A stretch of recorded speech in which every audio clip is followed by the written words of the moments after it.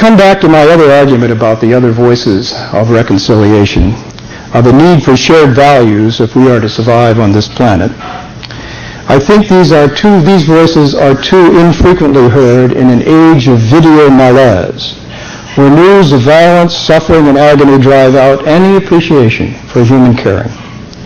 We are being inundated with the grim predictions of the apostles of despair, whom Philip Gorovich in the New Yorker earlier this month on 8 April, and it's a beautiful piece, called the misfortune tellers, whom he identified as Samuel Huntington of Harvard in his Clash of Civilizations argument, Benjamin Barber in Jihad versus McWorld, and Robert Kaplan in The Coming Anarchy. For all of them, the West is at bay against the threat of tribalism and violence, of Islamic fundamentalism and anarchy. As Gorovich points out, for them, hell is other people. There is no analysis of the diversity of the human condition and problems, no sense of history. For them, the world is a malevolent place, crowded with people prone to viciousness. These authors serve, he said, merely as symptoms of the age they propose to diagnose. They are selling fear and not understanding. Now, this lecture series has brought many who stand against this new effort at dividing this planet again into hostile categories of we and they, superior and inferior, those who are inside and those who are outside, with mutually exclusive identities based on reified human categories, and not on a shared sense of empathy over pain and suffering, and the need to find shared identities and relatedness if we are to find our way out of the deep contradictions of the late modern condition. So I end my formal remarks.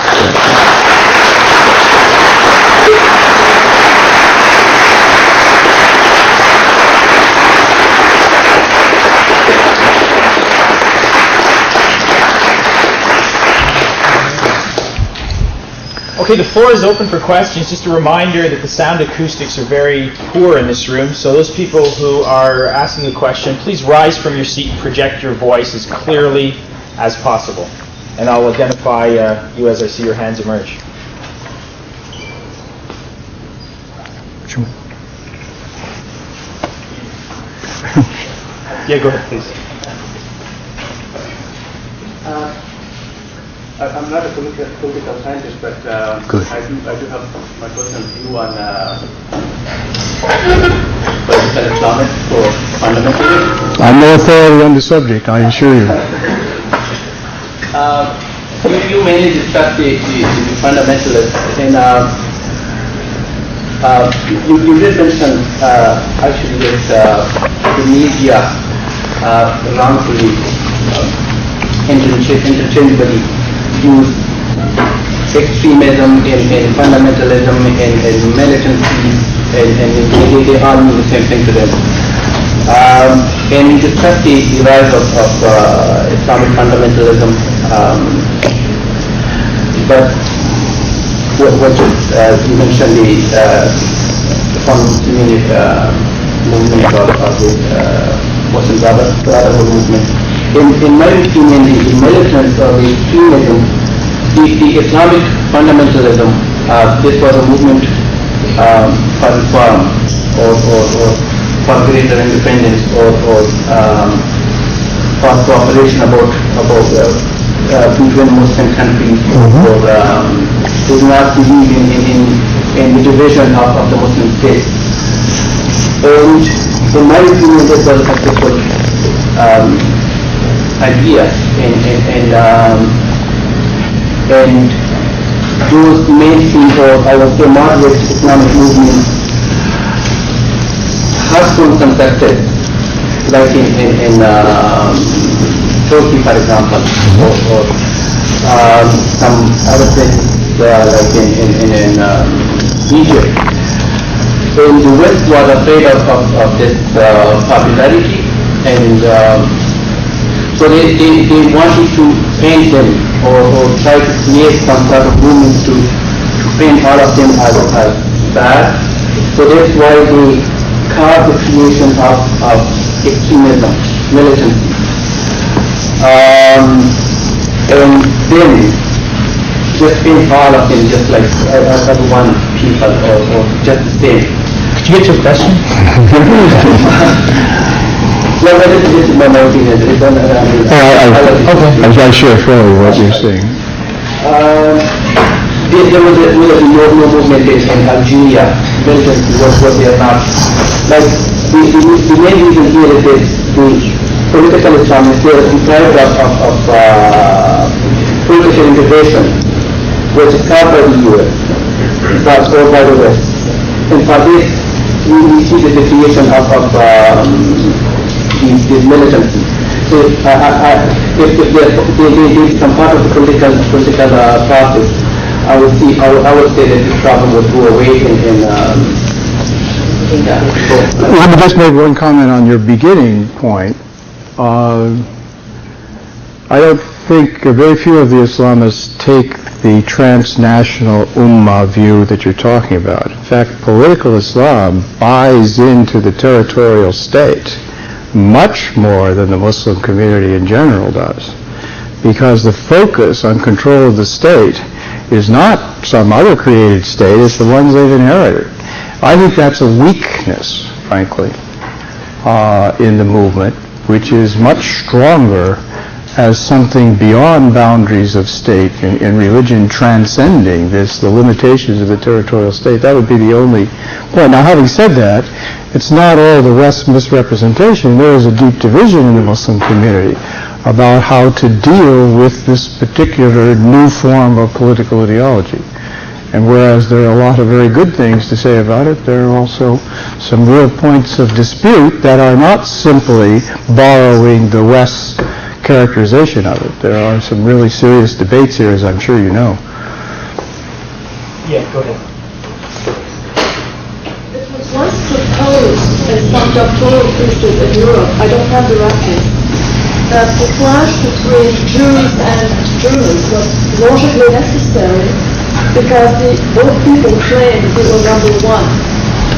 The question, would it be argued that this collision between Islam and the West, by the West I really like to say, logically necessary because they both claim to be the rulers of the world, the new world order?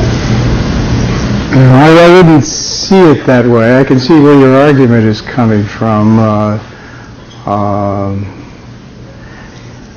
No, I guess I don't read that kind of triumphalism in that particular way on the Muslim side. Why the West and Islam? Why not the West and Buddhism, for instance? I know, because we're talking about the Muslim community. As I was said, it never went away. This is no resurgence.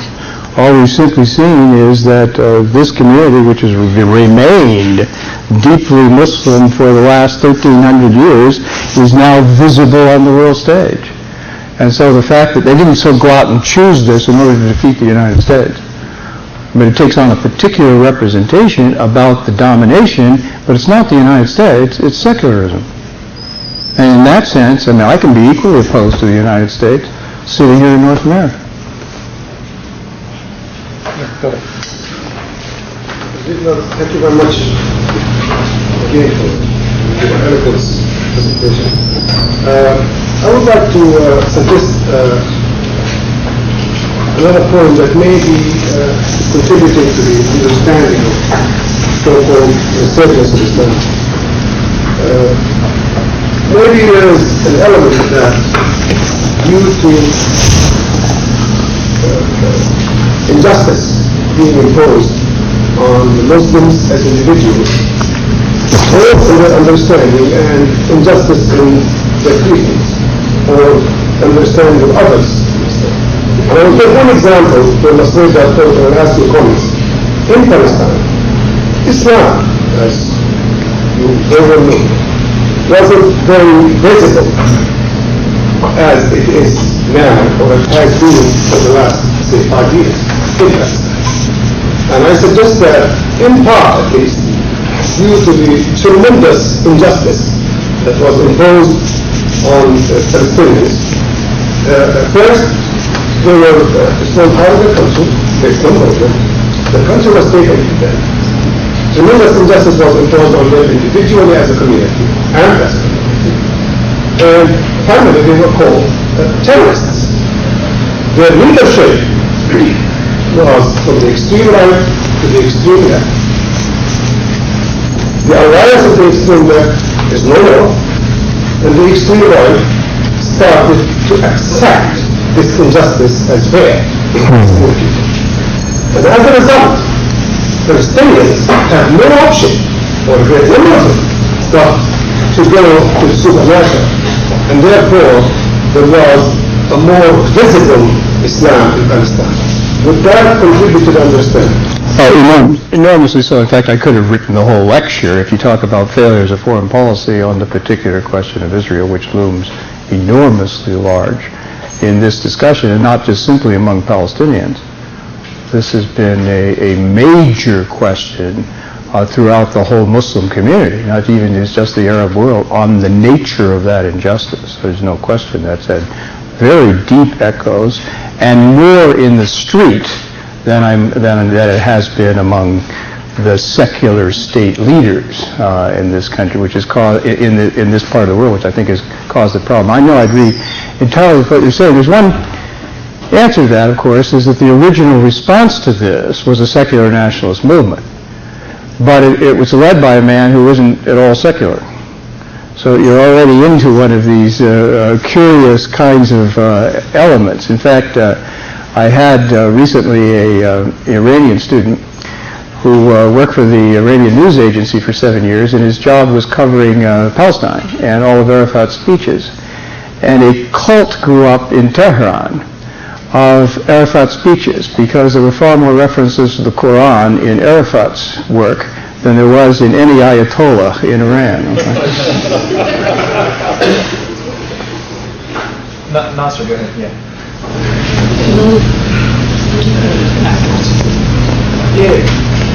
Muslim country, they have very good relation with the non-Muslim. If you look at the history of the Muslim countries, if there is nobody wants to believe in Islam, they are free, just they pay an amount of the money a year to be free. Which hasn't been collected for about 400 years, you know. My question, any president, they come to the undeveloped country, the first they say you are going to develop your country, but they bring the arm, they bring the violence, they disrupt the country. No, the people of those countries are not live anymore. They believe their religion as a religion, but even some priests, they go to Africa to show the people the way, but they want to spy or they want to allow for the Western. I share that point of view in terms of the historical record. I think you're quite right. Among students of comparative literature, I mean, Islam stands out by its sense of not imposing that sharp boundary of self and other. You know, that there are those who share part of the same vision. You know, that's an enormous source of wisdom, I would argue. I think Christians are the worst at this, actually.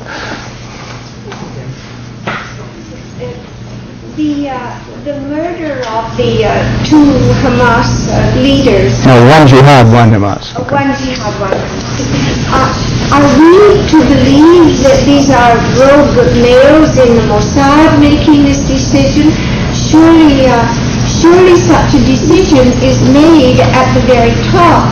And if this is so, how can the leadership at the top in Israel be so flawed in their thinking as not to know what a disastrous acts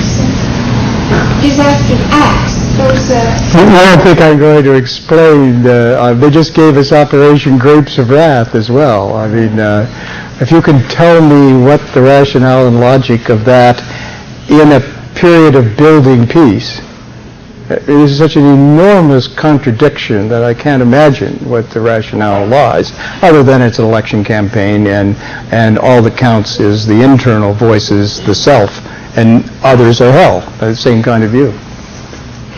So they, sorry, John, but they feel free to risk generations of. I don't see it that way. I mean, the argument is, you hear it over and over again, the Arabs only, how many times have we heard this? The other side only understands force. You really don't understand these people, that's all you got to coerce them. Once they understand who's in charge, that's how you get peace. Right? But it's not the first time we've heard that. Yes, I have a couple of comments to make. One is that often when we study Islam, we do not study it on its own merit. We try to compare it with other religions and then draw parallels. And we make mistakes if we do that, because they're not the same. And second, is that Muslim communities such as ours in Canada or in the US, none of the researchers often goes to these people and finds out where do they stand, what's their understanding of Islam, and what's their interpretation. And again, you go to an interpretation of one person who may have lived somewhere else, or may have motivated by certain ideas or whatever, and come to a conclusion that is Islam. So what's your comment? Well, I think the point is extremely well taken, and I would plead only guilty to parts of that, and saying I try to read as many Muslim voices and to listen to as many as I can on it. But the point is extremely well taken. Yeah, go ahead. Okay. My question is, what, in your opinion, is the future of political Islam? This is especially in reference to the fact that, despite having widespread popularity among the Egyptians, the Muslim Brotherhood has been unable to gain power in the last 6 decades. Similarly, the Jamaat Islami in Pakistan has been unable to gain power for the last 8 decades. This clearly proves a point that Islam and politics has been a clear failure. Can you please comment on that? Well, what about Iran and Sudan? The bloody revolution, not politics. It's another politics. I mean, we make our judgment about it, but you can't say that it's been, certainly the Iranian Revolution stands as an enormous victory for one version of political Islam. And I'm not saying it is shared in terms of its version, but it's not true that, and I think in answer to your question, there is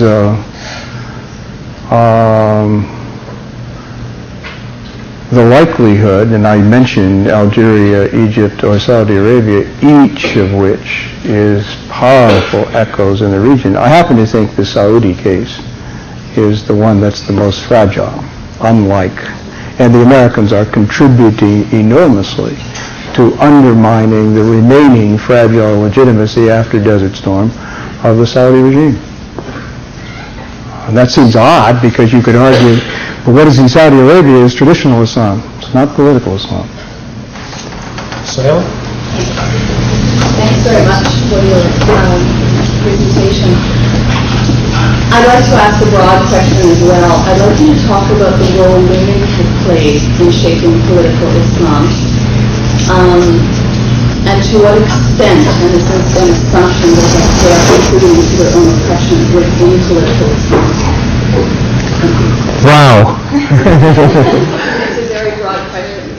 Well, I set out my views that one of my strong reservations is particularly on the patriarchal dimension that characterizes each of these Abrahamic faiths. As a matter of fact, when they come to this political version.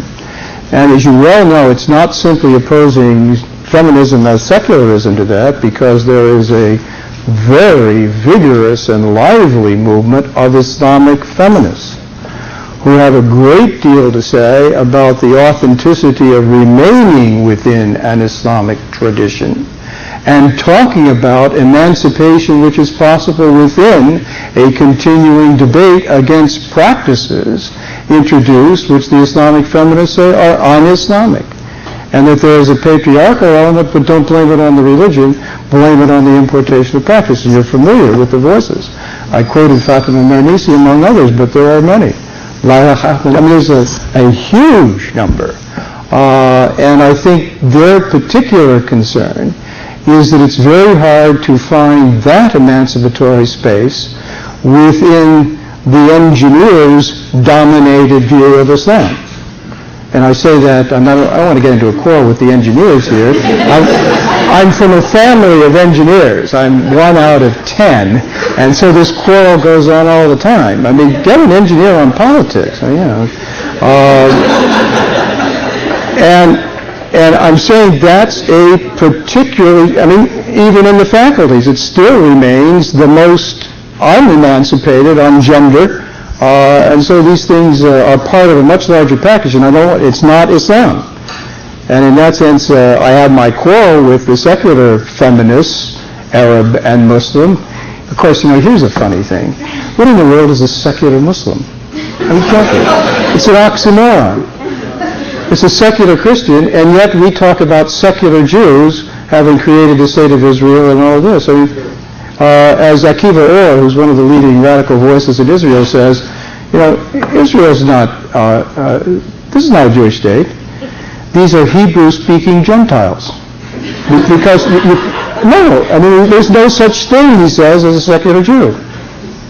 And why do we accept that kind of identification question? It's back into all of these things about wherein the debate can be situated. I think it's one of the most sensitive questions of all. I didn't say enough about it, but you saw clearly that one in my reservations, despite all the other things I support in terms of filling the vacuum, particularly the strong social programs, which are an incredible success story because they have something to do with motivation and community.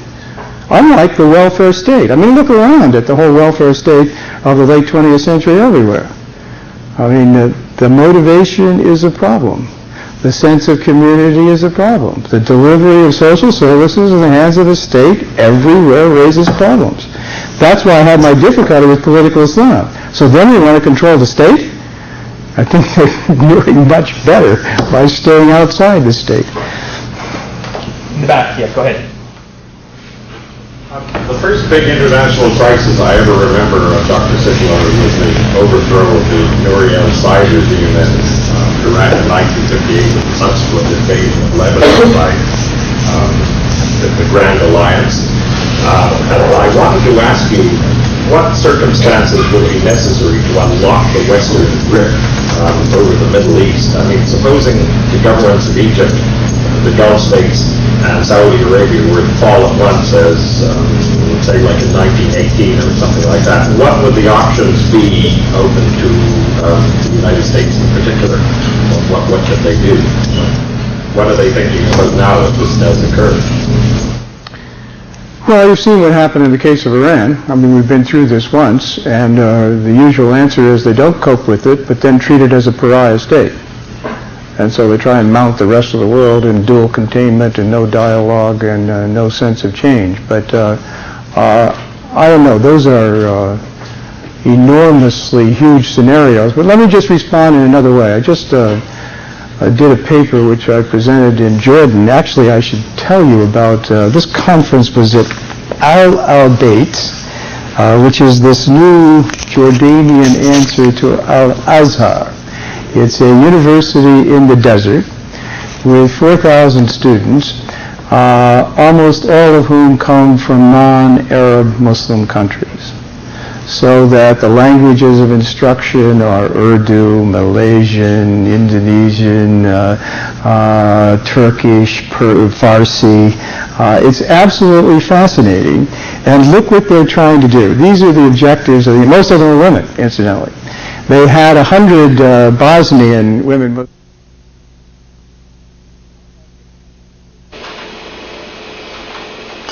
I'm Mark Bruzonsky, your host for this weekly program, Mideast Realities, and thank you for watching. If you too are concerned about the situation in today's Middle East and about U.S. policies toward that crucial region of the world, and if you'd like to meet like-minded persons, why don't you come to one of our weekly social meetings? I'll be there, of course. Just give us a call for details.